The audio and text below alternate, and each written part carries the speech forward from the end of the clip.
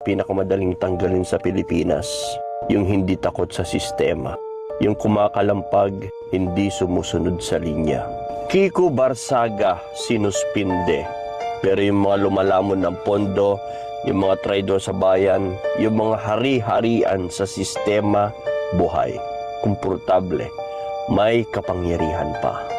Double standard, selective justice, mabilis ang hustisya pag hindi mo kaalyado, pero biglang bulag pag sarili nilang tao ang may atraso.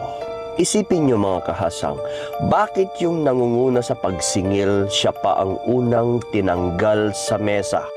Kasi mas madaling suspindihin ang isang tao kaysa ayusin ang buong bulok na sistema. Rule of law daw, pero pwedeng i-bend kung para sa kanila. Ang totoo, rule of convenience ang umiiral. Kung sino ang sagabal, tanggal. Kung sino ang kapit, ligtas. Pero ito ang hindi nila gets. Ang pagsuspinde, hindi pampatahimik, pampagising. Mas lalo lang ipinapakita kung gaano kadumi ang nilalabanan. At sa dulo, hindi si Kiko Barsaga ang mawawala, kundi yung mga takot sa katotohanang ibinunyag niya. Kung may dapat masuspinde, hindi yung nagsasalita, kundi yung matagal nang nanahimik sa harap ng katiwalian. Good morning mga kahasang, bum-bum-bum-bum.